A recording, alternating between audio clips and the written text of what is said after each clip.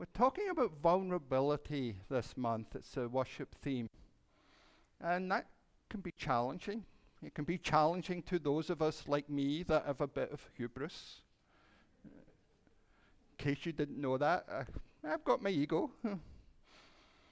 But one of the things we do in religious community, we welcome vulnerability. We welcome us to be honest and open. And we have check-ins at most of our meetings. And I'm sure many of you have been in meetings where people check in and they go, I'm fine. And you know that's not true. You know they're not fine, they're struggling, they've got hardships, but it can be difficult, even in a community like this, even in a community that cares for us, even in a community that welcomes our struggles and sorrows as much as our joys and celebration. It can be hard to really share. So I invite you next time you're checking in, and I know you have an opportunity sometime, there's going to be more meetings at the church. What would it mean to really check in? And I know some of us do, but really say, I'm just having a really, really, really hard time right now. What do you think the response would be? And we have this practice that if someone's got a real concern, the business of the meeting gets pushed aside, and we're there because ultimately we are here for relationships. We're here to relate to one another, to love one another. And I said a couple of weeks ago, our motto is, we love you and there's nothing you can do about it. We love you and there's nothing you can do about it. We love your vulnerabilities and we love your joys. So think about your check-in next time. What would it mean to really share something deep that you haven't shared before? And if you struggle with that, figure out, what is it that's stopping you?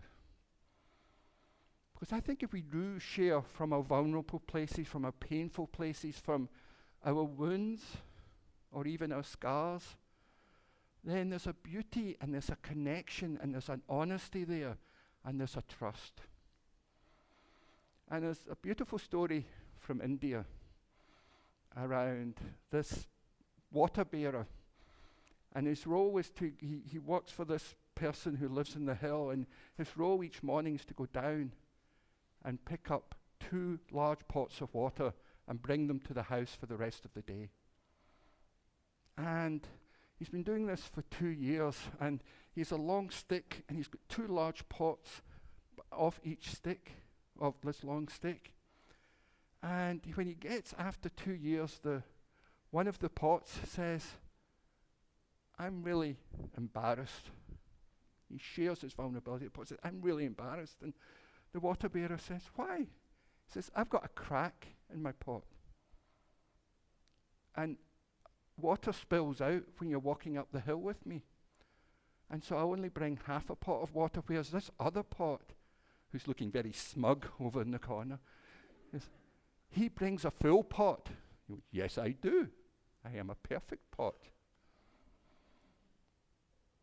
So the water bearer says, yes, tomorrow when we go down to the river, look at both sides of the path.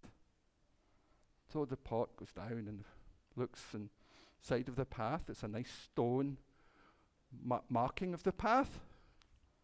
And that's it. But then when he's coming up the other side, there's a stone marking of the path. But there's beautiful flowers all the way up the path. And the pot says to the water bearer, I noticed on one side of the path when we're coming back up, there's these beautiful flowers. He said, yes, I knew you were cracked and you were leaking water. So I planted flowers on the path up.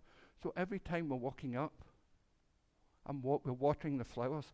That beauty is there because of the crack in your pot. And I think that's a beautiful story because it shows how our vulnerabilities, we're all crackpots. And I'm saying crackpots, not crackpots. Most of us are crackpots as well. But we're crackpots and we have failings, we have weaknesses, we have wounds, we have scars. But if we can relate to each other from those places of pain and struggle, It makes us more lovable, not less lovable. So think about that of cracked pots. How can our vulnerabilities bring more love into the world? How can it bring more beauty into the world? How can we relate to others? Because ultimately, as a religion, one of our statements and our vision statement is we are a community of compassion. And to come from a place of compassion, you come from your own struggles, your own pain, your own sorrow, your own cracks. So be thinking, live into you being a cracked pot.